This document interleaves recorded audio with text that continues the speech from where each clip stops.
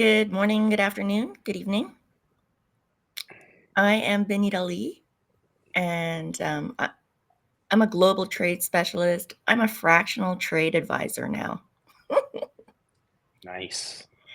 Grant Cernick from Third Wave. Do I always pronounce your last name wrong? No, it's exactly right.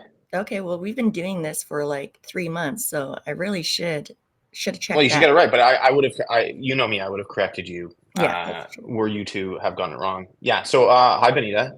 Grant Cernick from Third Wave. It's nice to see you again. It's been a minute. Yeah, well, we've been busy and when life happens, work happens.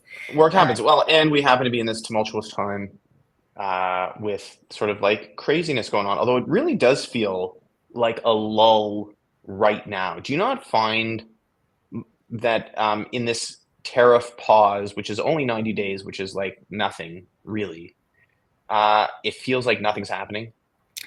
I think there's because it's like no tweets are happening except for like Walmart, eat your tariffs.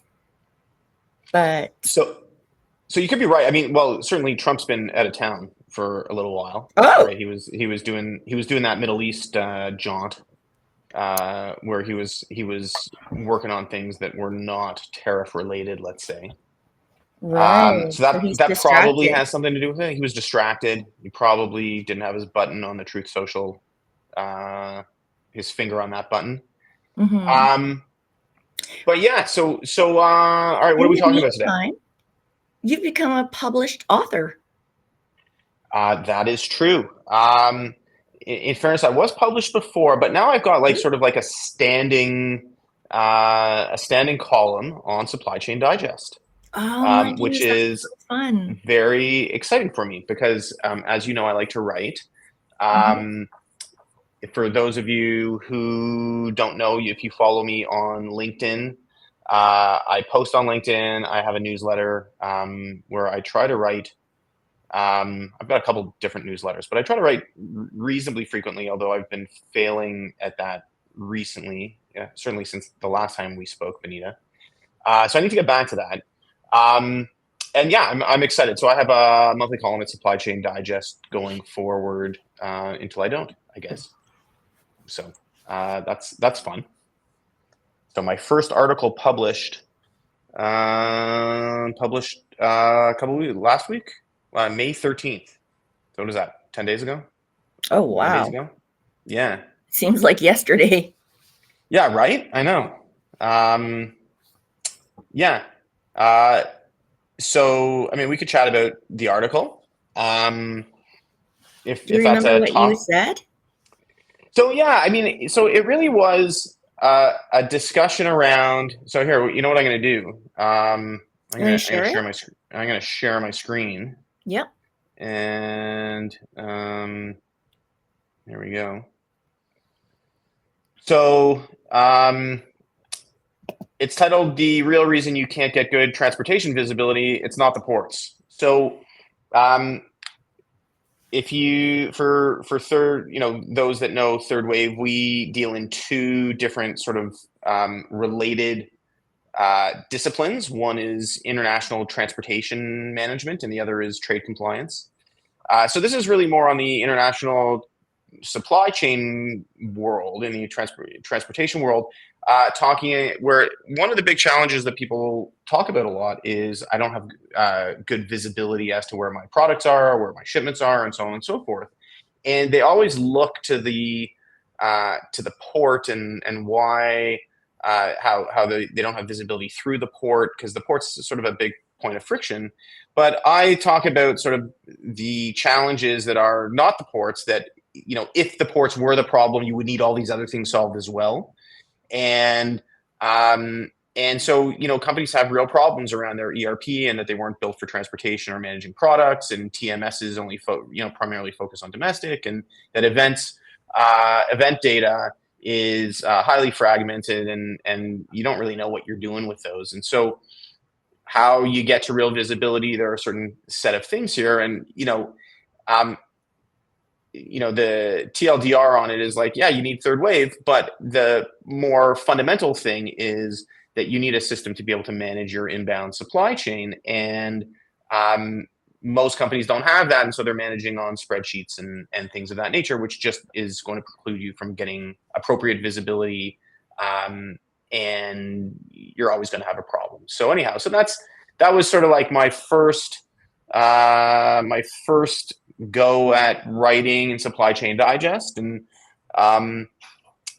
I have I try to have a no bullshit point of view on things, and try to get down to first principles, look at many of the problems that we solve. And so um, if those of you who are watching are interested um, in reading something or following along, then you can find me on LinkedIn at Grant Cernick, or you can find me on Supply Chain Digest now, and hopefully you can follow me there.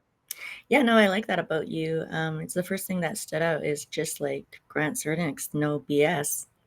No BS. That should be No, my and my he just hashtag. No comes out BS. and says what he means, and he means what he says.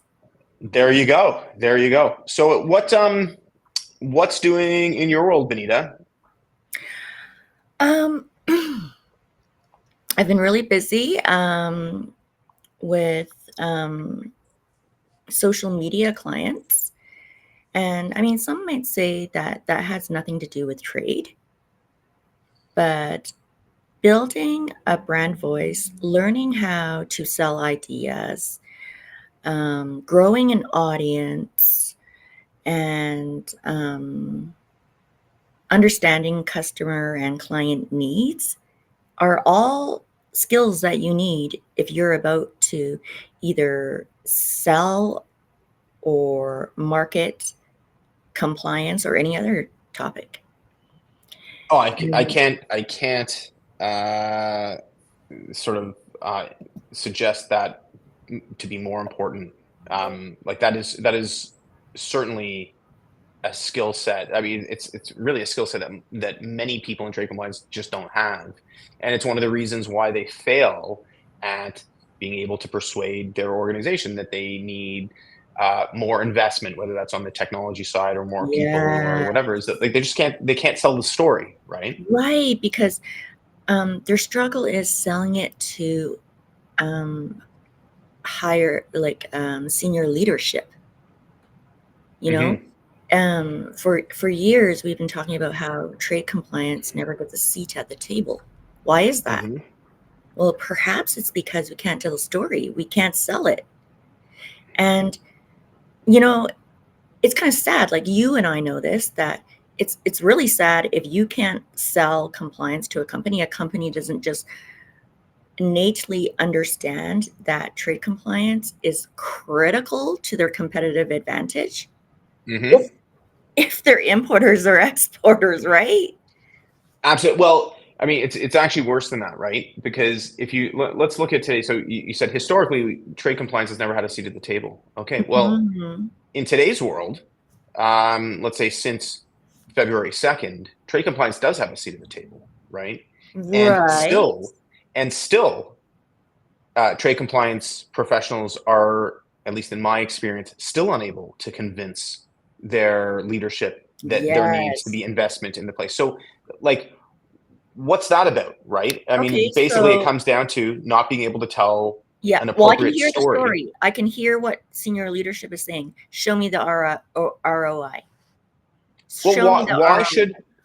why should trade compliance be any different than any other department that has to demonstrate ROI? And unfortunately, the nature of trade compliance like there is a personality type of those that are in trade compliance, right? Yeah, you Eh, seem to think that we're like control freaks. I like strongly disagree. I'm sorry. really? So why? So explain. You explain your perspective, and I'll explain mine. I guess we are control freaks when it comes to the paper. Hmm. We are not control freaks when it comes to the business. And our personality is not a control freak. At least mine isn't. Mine is I give you advice. I give you advice from the regs and the people I talk to that are credible in the trade community. Mm-hmm. You make the decision to follow my advice or not. If you choose not to follow the advice, you may pay a penalty. Okay, so okay, listen, I understand that, right? Mm-hmm. But if you are working in any of your customers' organizations, there are people in the trade compliance world, and look, the rules are set. However, they're set. They Yep, they're oftentimes, just most often, facts. don't have any. They don't have anything to do with it, and their whole job, is to Tell the ensure. facts. What's that? I think that the whole job is to tell the facts and sell the facts, but it's not their job to do the facts. Well, no. So when I say control, so okay, there are a certain set of things that are required to execute an import. Let's say, Okay. right? The customs broker is going to do the customs entry, but then um, you have a certain set of documents that you need to file and manage. You have a certain set of data that needs to be managed, and from a trade compliance perspective, the people that tend to be in that space are like a certain type of person. It's like, okay, I need my spreadsheets to be able to control the data, to be able to understand what my HTS codes are and countries of origin and so on and so forth. And I want to be able to do that and manage my things and whatever. And their their whole perspective is trying to gain control of this sort of crazy world. Like the trade compliance world really is kind of crazy, right? Like the It's data gotten a is, lot more crazy. well, it certainly has gotten, but let's, even before the new craziness, it was like, oh, it's like you have an item or a product, and you know what? We're going to translate that into some crazy language that's categorized totally different, called an HTS code, which is a 10-digit code that means nothing to anyone except to like this weird group of people known as trade compliance professionals or No, customs yeah, brokers. I still disagree. I think trade compliance people are, at heart, they're data scientists. Mm, no, oh man, they are Really? no. Oh no, no. I think I know why you're saying that, Okay, okay. You but think I'm a weird breed then?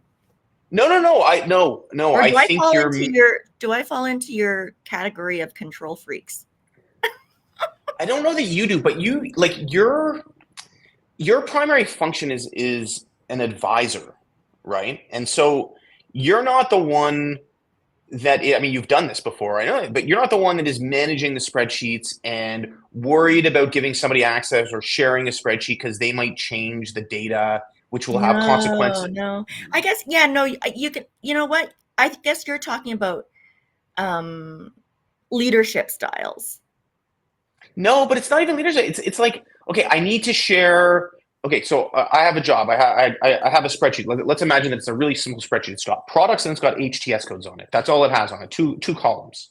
Okay, but I have 20,000 items, let's say, which is not very many items even. And on a periodic basis, I now need to share this with my broker. Okay, and they're going, let's say it's monthly, because I maybe these things get updated, and now I got to send this to my broker, and I got to share these items. And it's basically a translation table from product to HTS code.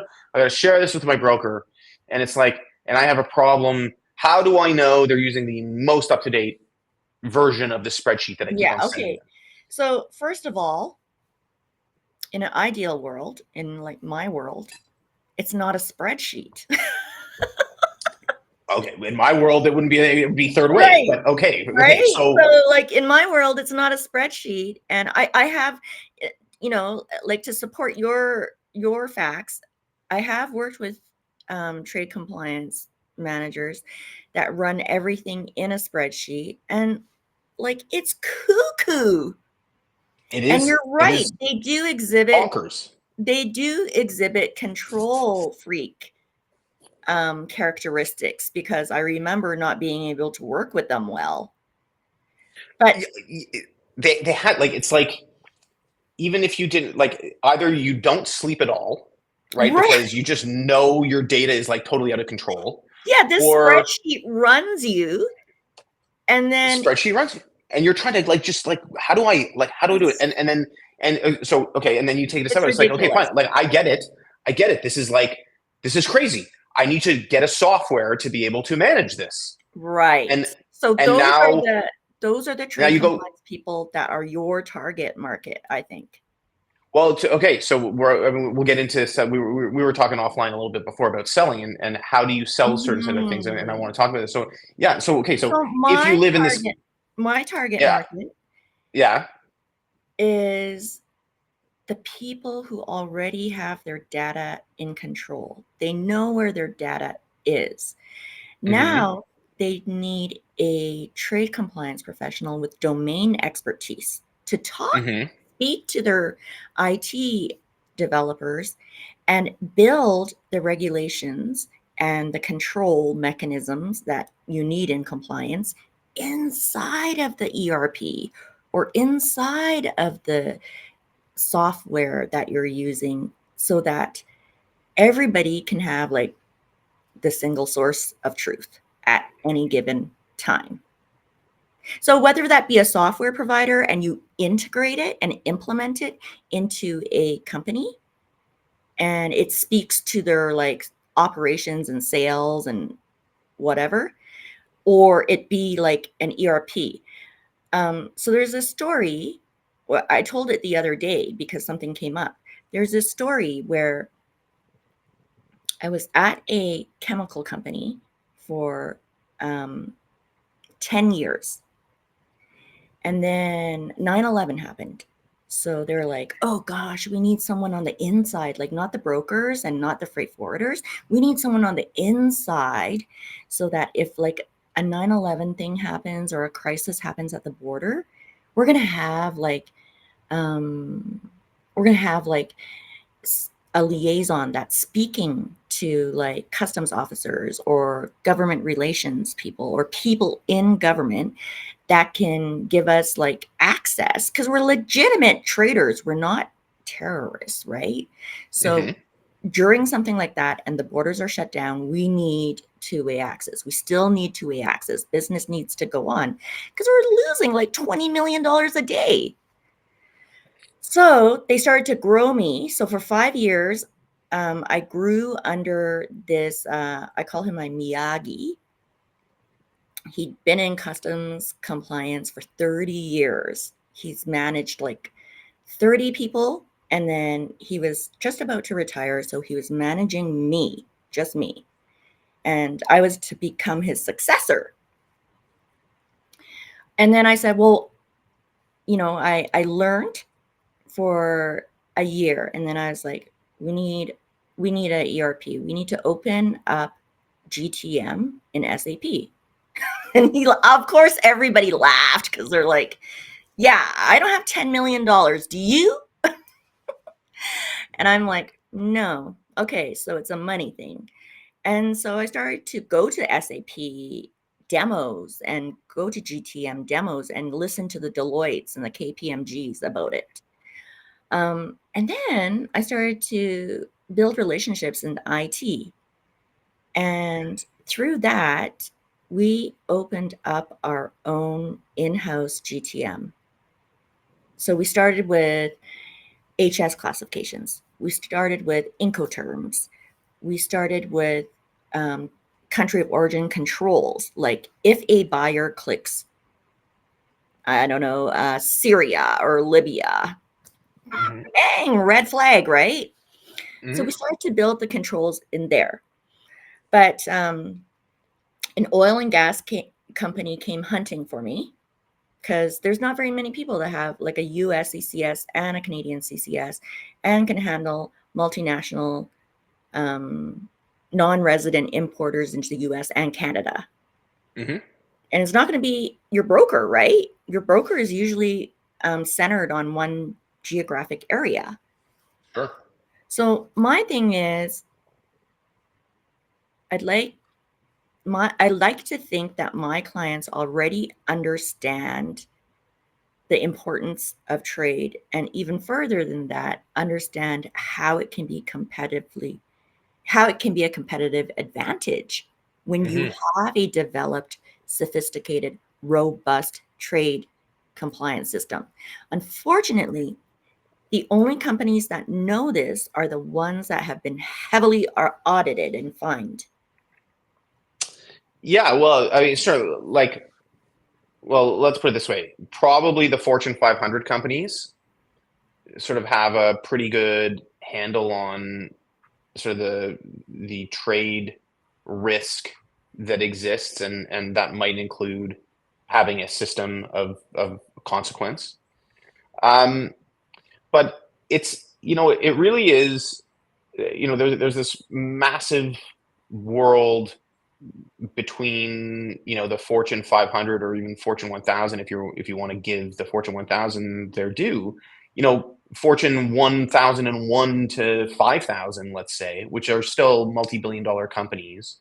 Um, the number of companies I speak to that have a person that works in trade compliance and no system is like I mean, it would be a rare occurrence that one of these companies would have what I would call sophisticated, which means you'd have any software at all, uh, compliance program in place.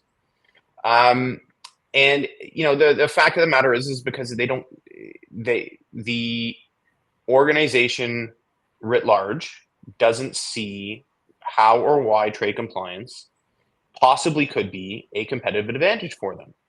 And that, in some way, shape, or form, has to do with the trade compliance professionals' inability to articulate how they can be valuable strategically.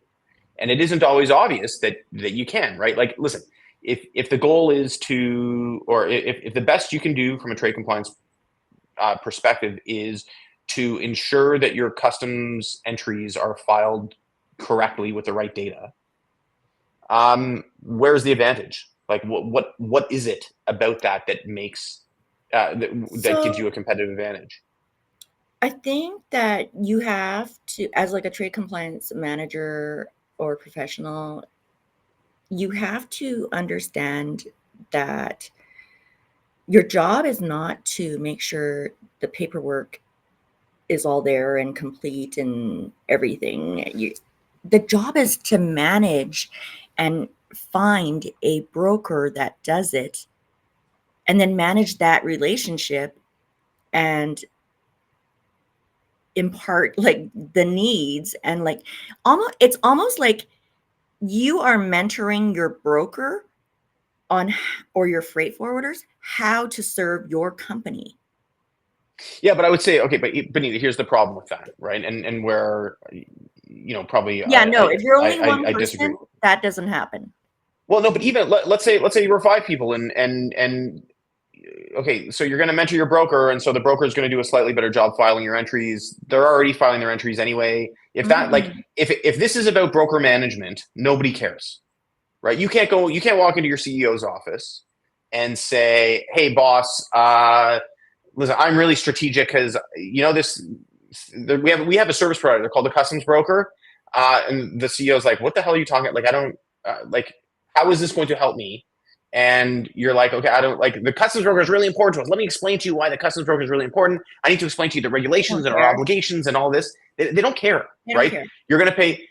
Worst case scenario, it's you pay $100 an entry, and instead of paying $100 an entry, you're going to pay $110 an entry. If you want to go to a better broker, it's going to be a little bit more expensive. And it's like, okay, like Benita, go away, right?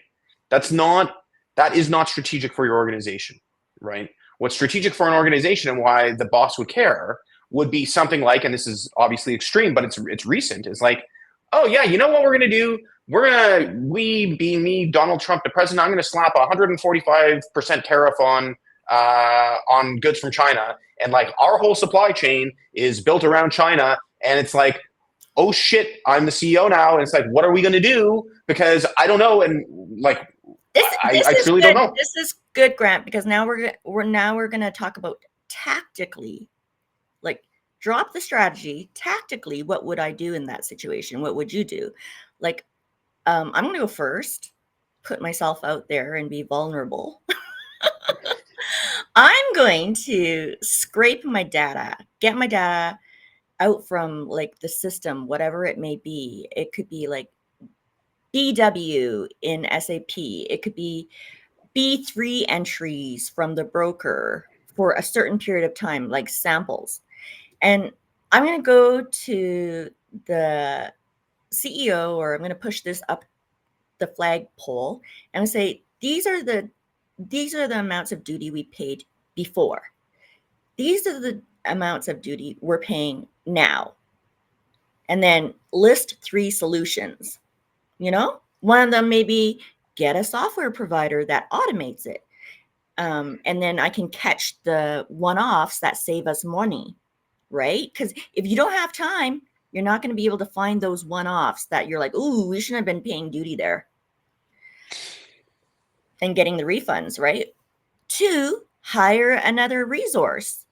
3, change the broker because they're not acting in our best interests. Yeah. Okay. So my problem with that is that it doesn't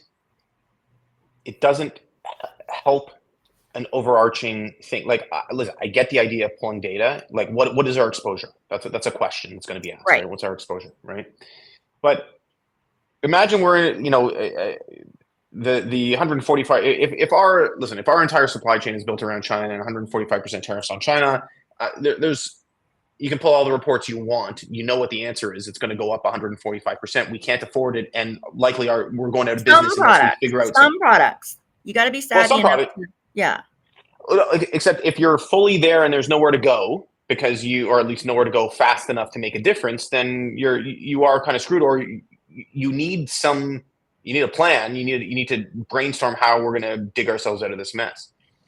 And there are ways to do it. Like things that you could talk about as a strategic advisor to a CEO in these times. It's like, hey, listen, drawback hasn't been, we've been underwater for the last 3 years doing a whole bunch of other things. Drawbacks on the table. It's never been a big enough deal for us. You've never wanted to invest in building a drawback program. However, if we were to do this now, and we'd have to use third wave for this because they'd speed things up, but it doesn't matter. If we were to do that now, we probably can get you back $8 million in the next 60 days. And that will perhaps allow us to buy some time, because $8 million is a lot of money, to be able to figure out what to do next, right? And then it's like, what else is on the table that's $8 million that we could get cash in our hand today to build a battle chest to go fight this fight where we're having to move from China to Thailand or Vietnam or Mexico? Yeah, question about third wave. Do you do duty drawbacks as well as duty refunds on the Canadian side? So no, it's a longer discussion, but we help companies manage their data, get their data in order so that duty drawbacks, specifically in the United States, but I mean, there's a certain element that we can do in Canada, that the drawback broker now is able to do their job very easily, right? So whereas before, getting your data and all of that stuff organized is like a crazy amount of work internally, third wave makes that dramatically easier. So now you can just hand it off to your broker and they can go do their job really well, right? So the challenge that most companies face are that they have a drawback program.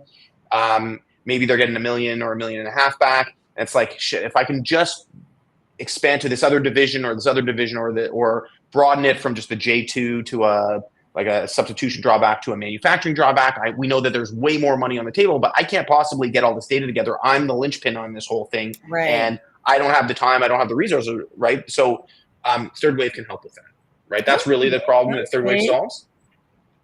And so, but my point, the point that I'm trying to make is, it's like, how do we as trade compliance professionals tell a story that a C-level person can listen to and say, oh, I didn't know, I truly didn't know that this was a thing, right? They don't. You can imagine the CEO has no idea. And they have no idea. And let's say they did know. Or why would they? Why would they? They're not sitting around dealing with brokers or freight forwarders or right. Trade law. I mean, one of the things that people have to understand is that even trade law is like a discipline, right? In law school in the United States, you spend exactly 0 hours learning about trade law. Out of all the various disciplines, you spend 0 time, unless you take that one course that is international trade law. But most companies in the United States, or most schools, don't teach trade law, okay? Which means people have no idea. So even the in-house counsel basically has no idea what is going on in trade, okay? They don't know. So why would the CEO know of what's going on other than it's sort of like, well, maybe they should because we're an international company, we do this. But they have you, Benita, to deal with all the compliance-y stuff, except, and this is a big except, trade compliance can be a strategic asset to the company. If you understand how to operate in this world, you could create programs that are beneficial to you, right? And Yeah, but that's you a have to good orient point. around that. That makes a good point because you're right. When I was in school taking international business, there was no trade law course, but now there is because my professor got me to come back to speak to her students in Mm-hmm. a trade law class. So it So could things could listen. I'm old now. I don't no, have any no, no, no, no, hair, no. Like and you just jogged my memory. That difference didn't even stick out to me until you said it. Like yeah. they Well, are listen. teaching it now. So The trade lawyers are amazing because they've basically figured out a niche that oh, I know. while they weren't Every lawyer I talk to or every like parent's son or daughter I talk to that wants to get into law, I tell them, if you if you get into customs law, trade law, you're going to really separate yourself. And there's it's a growth industry, lots of man. money in there. I don't know if you noticed, but it's not like trade laws getting simpler. It's like No. these new tariffs that were introduced Mm. since like February 2nd, March 2nd, March 4th, March 17th. Like all it's done is made it way more complicated. Like everything way more Yeah. complicated. Um, And nobody can even explain what the hell we're doing. And we're now 8 weeks into this thing, and the trade lawyers haven't even gone to court yet as to can this be done, can it not be done, where are the angles that they can use and stuff like that. So this is a they're massive. thinking about it. They're thinking about it. And I don't know if you attended that one, like the Chicago School of International Business. They had it, it's like a conference or something for the students. And it's like they have like, they talk about these issues in law, in trade law. And I mean, it sounds really interesting what they're learning. And it's like perhaps these younger people coming into the industry are going to be able to help like old fogies like me, like learn how to how to like have if I could build a trade compliance department, like usually it's the other way around. The legal counsel has a trade compliance person on their team. But like, let's think in the new world. Like, if I was a trade compliance director, then I would hire like a junior trade law assistant that so they could learn how operationally their function should work. And because they would know what's happening on the ground instead of just having a Mhm, law degree and then being in a mhm. law department. It's actually more beneficial to your career, I think, if you're in an operational group at the beginning. Yeah, no, And the problem is that you can't afford to hire a no, junior you law can't. person because they're like crazy expensive. You can't even pay an analyst. You can't even like No, exactly. afford an analyst right now. That's right. And so I find it frustrating because It is frustrating. I really want I want the trade compliance people to be able to level up their skill set to go tell a story that's meaningful to the C level, to uh, to be able to help their company in a way that nobody else can within the organization, B, demonstrate value of the trade compliance discipline to the C level execs, and C, sort of up their game from being a cost center that basically is designed to be minimized to a sort of value driving center where what it is Mm. that these people do is seen by everyone, and they're able to explain to the broader community why their function is important. And the problem that I see time and time again is that like, while I wish this for these people, that isn't their that's not how they are natively, right? No, Their you're fighting personality type, fires. They're fighting fires.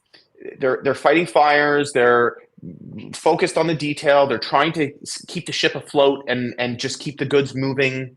They're not looking at how to reorient their process. and Yeah, and which is you know, interesting because all the posts that we see, people are like shouting rags from the rooftop. No, you're not going to be able to. It doesn't matter. It doesn't matter. You need to well, know I mean, how to sell to your senior leadership. it is the single biggest skill that you need, right? Because if you are sidelined, then like, re-engineering a process is not a trade compliance. Like, I'm not when I say re-engineering process, I'm not talking about how an HTS classification is done, Right. right? That micro process of, oh, there's a new product and I got to put an HTS. I'm not talking about that. I'm talking about how do you impute the trade compliance organization into a broader operational process from, in, let's say, a You need product, you need like business acumen. You you need need business. business acumen, and you need to be Yeah. able to part of my role as the head of sales for Third Wave is to try to educate sort of this trade compliance group very concretely, and how do you have those conversations to level up your game and go talk to them, Yes. because it's we're when I first got into this business, which was now 10 years ago, it's like trade compliance was the least sexy place you could possibly be. Like, Least what the hell? sexy.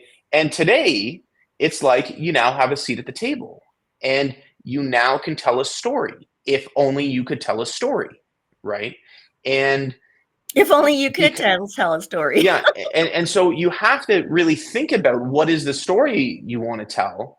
And Yeah. the benefit that we have today as trade compliance professionals is that as things get more complicated, the ability for the broader world to understand what's really going on is declining rapidly, right? Which means you, as the trade compliance professional, are becoming more and more valuable if only you can Tell a story. start to learn how to tell a story, Well, right? okay, so that brings me to ICPA and the group the panel that you're moderating, called Who You Gonna Call, right? Is that what it's called? That is who you're going to And call. and what you just said now reminds me of the story of when I was at a oil and well services company during the invasion/annexation of Crimea in 2014. I had to call a lawyer. For the first time in my career, I had to call a lawyer because I'm like, whoa, this is like way above my pay grade. Like, I do import exports. Sanctions are new. Mm-hmm. So I had to call a lawyer. And so I had 3 lawyers in Canada that I trusted and knew. And you probably know all 3 of them. And I kind of did like a mini verbal RFP. And then the one that I chose to work with this company was the one that said, "Hi, Benita, like, so great to talk to you. The last time I saw you was at this conference. And so tell me a story." I was like, that was the first time I had to tell a trade compliance story. And that's what I think a lot of us need to learn how to do, is how to tell the story to your lawyer or to a lawyer, and how to convey that story to the C-suite. So I'm really Yeah, looking and it could forward. be, and it's likely a different story, right? Oh, for Like, every it's a company. similar. It's, oh no, but even same story, different stakeholders could be a Oh, different story. totally.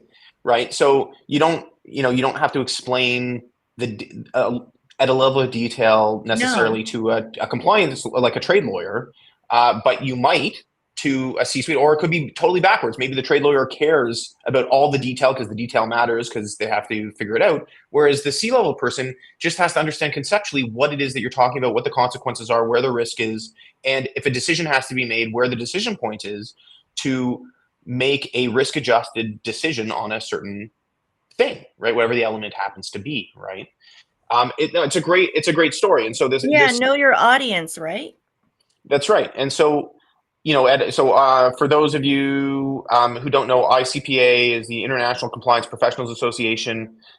They're the premier trade compliance association in Globally. North America, but probably globally. Yeah. And at the beginning of June, there is the Canada conference. They have an annual Mhm. conference in the spring, which happens to bounce around between East and West every other year.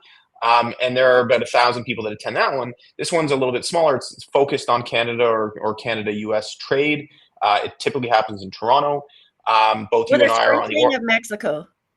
with a sprinkling in Mexico. You and I are both on the organizing committee for this conference, and I happen to be moderating a panel discussion with a consultant, a lawyer, and a lawyer, and a practitioner. No, consultant, lawyer, and broker, customs broker. Oh, okay. On sort of like they all Come from operate in different trade. come from They all different provide perspectives. advice Mhm. on stuff. And it's like, okay, well, why would I call a broker versus lawyers are really expensive. If you already have a broker, you're paying to file entries, but they provide advice for free. A Mhm. consultant, you're going to pay. Well, it depends who your consultant is. If it's KPMG, Sometimes it's not free at a broker. Sometimes, well, it's not, and consulting sometimes it's is not. on top.